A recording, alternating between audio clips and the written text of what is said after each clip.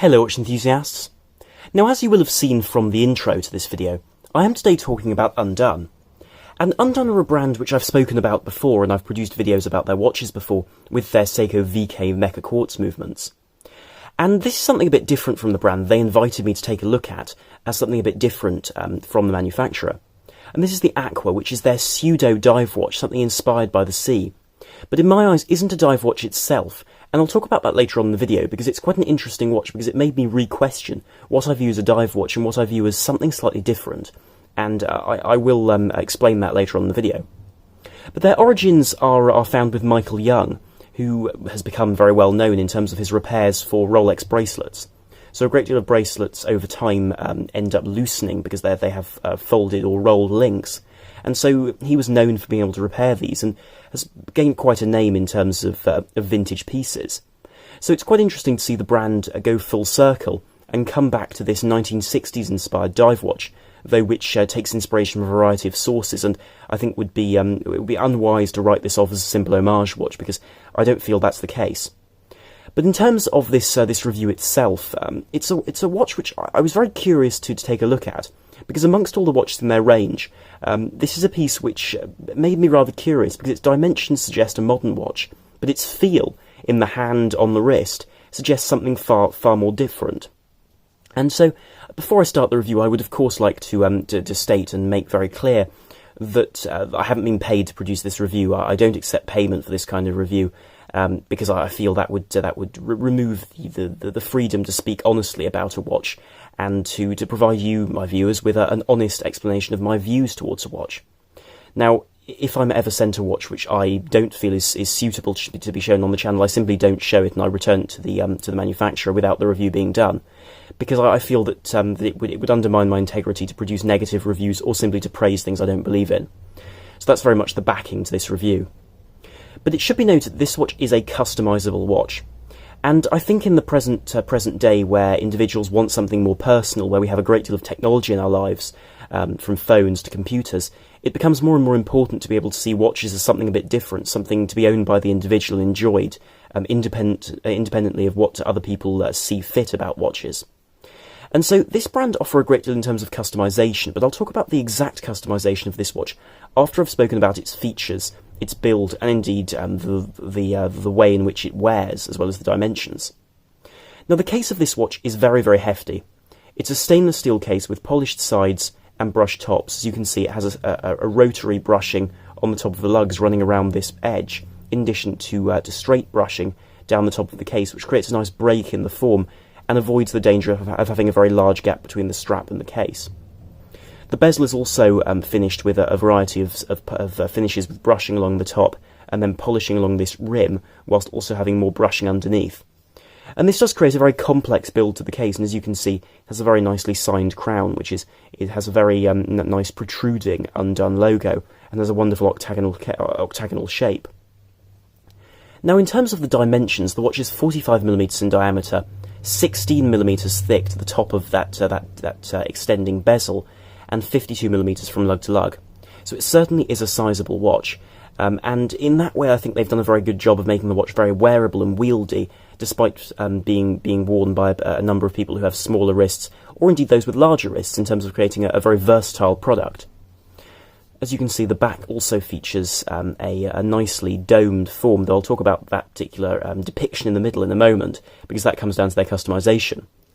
But the watch itself takes the form of a dive watch, a vintage-style dive watch, which, in my eyes, I see inspiration from the likes of Rolex, from the dial and hands, which are indeed possible to be chosen. The bezel also has a hint of Yachtmaster to it, but then the bezel mounting itself is unique to the brand, and I do see the silhouette of a Panerai in this crown guard, but again, no Panerai has crown guards like that. So I think they've done a very nice job of flirting with the idea of a vintage watch, without the risk of appearing as an homage, which I think is a risk, especially when producing a dive watch of this nature. To try and pinpoint the position of this watch on the market, I feel it's important to say that the price for this watch in pounds is £355 for the watch before customisation and its most simple form. Though when I say the most simple form, it still does get a ceramic bezel, and it does also have a sapphire crystal. because the sapphire crystal, as you can see, is domed, subtly domed, but still provides extremely good legibility to the dial. And you can see there's an enormous amount of depth between the dial and that beautiful domed sapphire crystal, which does mean that you get a great deal of rather attractive scope to look around the inside of the dial, the hand mountings and all the fixtures, which gives a sense of something like a panorama in terms of the expanse of the dial and the size. Sitting atop that is a Cyclops, and as you can see, the Cyclops does magnify the date quite well. In terms of the magnification, I've found it's probably around 2 to 2.5 times, so about equivalent to a Rolex magnification, which I must admit is rare for this price range, because usually Cyclopses take quite a bit of care to make, and even more care to make highly effective, where in a lot of cases with a great deal of watches, I'd rather just not have a Cyclops. Here I think it actually serves a very helpful purpose. And so, in this case, I wouldn't see it as a problem or any sort of hindrance. I actually quite like its presence. Now, turning over to the side of the case, one sees that the form of the case is actually very beautifully sculpted, and I think they've taken a great deal of care, as I think the vintage inspiration has come through, in terms of taking into account the smooth subtlety of polished elements, such as these case sides, which, as you can see, run very well into those crown guards. But the crown guard is protected somewhat in terms of its lustrous nature by the use of brushing on its top and also on its bottom. But this does serve as a very good way of protecting the crown, and one detail which I like is the fact that it meets the bottom section of the crown perfectly, so one just has that protruding top section with the logo, which is a very, very good choice and shows real care in terms of building the watch in a way so as to make it all appear as a single unit and a single form. Because I think very often with customizable watches, the watch ends up looking like a bit of a mishmash of a variety of different points and different pieces, rather than being a single unified creation. And so here you can see it has this octagonal form with the Undone logo on it, and unscrews very, very smoothly in terms of its build, and because of the size of the crown gives a very good grip in terms of allowing the watch to be wound without any real trouble. Now, in addition to this, the watch uses a Seiko NH35. So this is very much the industry standard in terms of a reliable, affordable and durable automatic movement. And the movement runs at 3 Hz, so 21,600 vibrations per hour, and despite the fact the hands are black, you'll be able to see the second hand beating around the edge of the dial like that, which is relatively smooth, and I have nothing to complain about with the movement. Because they tend to have very good power reserves of 40 plus hours with these movements, in addition to generally very good accuracy, and I found this watch to be within 10 seconds a day, which, bearing in mind the fact it's not regulated in terms of being COSC certified or term-made a chronometer, I think it's very impressive to see a watch like this being able to keep that sort of accuracy. Now, of course, in terms of features the movement has, it does of course have the date, and the date is available in black or white when you customise the watch. In addition to that, the movement is of course hacking, so you can set the seconds quickly and easily, which I think is very quickly becoming something we expect out of mechanical movements these days, with certain Miyota movements which still don't have that, appearing somewhat behind, and which is why I like movements such as the Miyota 9015 or the Seiko NH35, because they offer this feature. And of course one does also have manual winding, which is very, very smooth and allows one to very quickly get the watch going, because a watch simply won't keep accurate time if it's simply wound by putting the watch on in the morning. To get the watch going, I recommend winding a watch up before putting it on, and of course if you wear it every day after that, it'll keep time just fine, but for that initial push, it's always worthwhile giving the watch a wind. Now, at this point in the video, I'd like to compare the watch to other options at the price range before talking about the key factor about this watch. Because with a price range of between £355 and up into the £400 mark, this piece is directly competing with models from, for example, Seiko, such as the Turtle, or indeed models from Orient, like the Triton. And so as a result, I feel it's very important to identify this watch for what it's trying to be. Because whilst those watches are perhaps more accomplished dive watches, what this watch offers is something of a unique product. Because it's a product which offers you very, very complex customization which is really up there with the watches made, for example, for Rolex in the past, and nowadays for LVMH by Bamford, but at a far more affordable price range, and of course on their own watches. Because these watches are pieces which can be customized to a very high degree, And this is one of the areas which encouraged me to take a look at this watch and finally produce the review, because I've been so impressed by this. Because the watch comes in a variety of different finishes, different forms, and with a very complete customisation package, far beyond the colours one can normally get in watches. So in terms of the basics, the watch itself comes with, of course, the standard stainless steel case like this. But in addition to that, there are versions such as models with gold PVD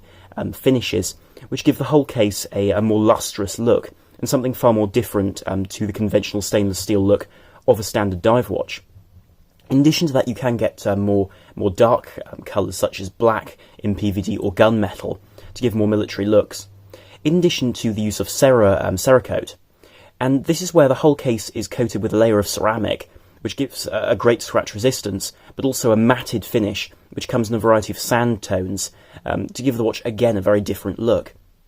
Now, this can also be applied to the bezel of the watch, because the bezel of the watch can come in a fully Cerakoted form, where you still get this insert, except the entire bezel has been Cerakoted rather than having a ceramic bezel, which gives a very curious look, and you can have bright colours such as red, for instance, giving the watch a sort of an aesthetic, perhaps of some of the older Tag Heuer Formula 1 bezels that were available. And, of course, in terms of bezels, there's a great deal of customisation there too, aside from the Cerakoted models.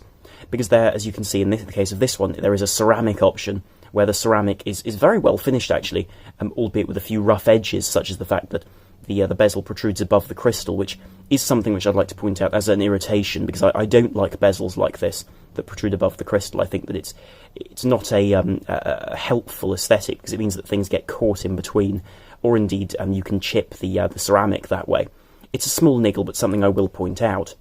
But aside from this Yachtmaster-esque polished and matted bezel, which is very three-dimensional in ceramic, and in the case of this watch, I chose this because I wanted to give an almost sea-like aesthetic to the watch of that vintage diving style. But aside from that, the bezel itself does also come in versions with domed forms of mineral glass, which looks somewhat like sapphire bezels, which in their domed format just wouldn't be possible at this price range, which is pretty impressive. And those are luminescent as well, which just adds to I think the story of this watch is quite an interesting piece. But then, of course, there are versions that come in the 12-hour markings as well, which, again, are something a bit different and something which are a variation on the theme and the style, where there are also versions with more simple bezels in the form of graduated bezels with luminescence. Now, moving towards the dial of the watch underneath that very beautifully done anti-reflective sapphire domed crystal, the dial comes in a variety of variations, with perhaps the standard being the versions with 12, 6, 3 and 9. These versions have baton-style indices and are luminescent, and come in variants in black and also in white full lume variants, with additions such as versions with extremely bright, almost neon-style luminescence in more sort of flamboyant colours such as orange or pink. There are also sunburst dials, and there's a great variety of these different forms and styles for the dials of the watches. However, the version I've gone for here, as you can see, is a very attractive midnight blue form of 1960s dial. And this takes inspiration from Submariner dials, as you can see from its form, but again, because of the rest of the case's shape, I feel that it doesn't create an homage in any way. And then, of course, this has been given the hands, which have been chosen in the form of these rather neatly designed Mercedes spin-off hands. And I say spin-off because, for example, the minute hand is a very different shape to a pencil hand and extends right to the edge of the dial, whilst the hands themselves I chose in black, just to give that sort of slightly more mysterious look to the watch, which I think the watch conjures up extremely well. And then, of course, for those mythological enthusiasts, there is amphitrite on the dial as my choice of writing, just to demonstrate what can be printed onto the dial if you so choose in a variety of different fonts. Now, in addition to these hands, and I will point this out, there are larger sword-style hands, but I found these hands more elegant. And of course, that's a personal choice, but I think it does show the scope of variation there is with these watches. Now, turning the watch over, the case back is a piece which I've been asked about by a few people, because I showed this watch to a variety of people I come across on a daily basis to see what they thought of it, and they were all intrigued by this case back. Because as you can see, this watch shows the fact that this watch is pressure tested to 100 metres. So it has 100-metre water resistance, and that is a 200-metre water resistance on versions with a closed caseback. And with a closed caseback, you can have the watch done in the form of an engraved name or piece of writing you'd like to have there. Whereas with the exhibition caseback, you can have either a simple view into the movement, or you can have a picture of your choice printed in colour onto the back of that crystal. And in this case, because I chose the green suede strap, as you can see, which is quite a beautiful option if you go for a strap, I chose to have this picture of Jules Verne's Nautilus from the 1870s, the famous submarine of Captain Nemo in 20,000 Leagues Under the Sea. And I think captures the mysterious, somewhat old-fashioned, and perhaps not particularly modern in terms of its approach to diving nature of this watch. And whilst I'm a bit of a lover of the early styles of science fiction seen in those pieces, I think the watch catches that very well. And I mean, whilst I'm speaking about the diving credentials of the watch, it certainly does have a valid water resistance, but I don't feel the build of the watch is particularly built for that purpose, in terms of the fact that despite having very adequately built crown guards, which certainly will mean that you could dive with this watch without any real concern, I think it is a piece which serves a very different purpose. And this is seen, for example, in the bezel, which has 90 clicks rather than 120 or 60, which I've only seen on two other watches in my time looking at watches, and doesn't have any back play at all, and lines up very, very well, and gives a very easy and usable form, but doesn't have any luminescence on the ceramic bezel, which does compromise legibility to a certain degree. But in terms of the aesthetics of this watch and the quality of the product, because in terms of the way this has been polished, the way everything fits together, I would have expected this watch to cost between £500, £600, maybe £700 in the current market, compared to models from other brands using Seiko NH35s, and just the general quality and build. And you'll notice there's a bit of dirt and grime on the bezel, just because of those indents. I found it quite difficult to clean out, but please ignore those as nothing more than a bit of dirt. And in terms of straps, the watch I chose on this suede finished strap, which feels a bit more like nubuck, because it's a very fine graining with a rubber back, as you can see. And of course, this does have the quick release, and does have a very attractive undone buckle, which is sharply edged, has slots to be able to remove it easily, and of course full undone branding. And so what I see here is quite an interesting piece, because I think for £350 and up, it's a fascinating piece in terms of offering something which is perhaps closer to the heart of most watch collectors than simply specifications. Because whilst the watch has everything you might want in terms of having a very reliable, very serviceable, and an effective movement, because one has to remember that a watch of this price, you don't want to then spend £200 on a service. So it's probably better to be able to have a movement such as the Seiko NH35, where the services will be more affordable than an ETA or a Solita movement, to make the watch a viable option at that price range.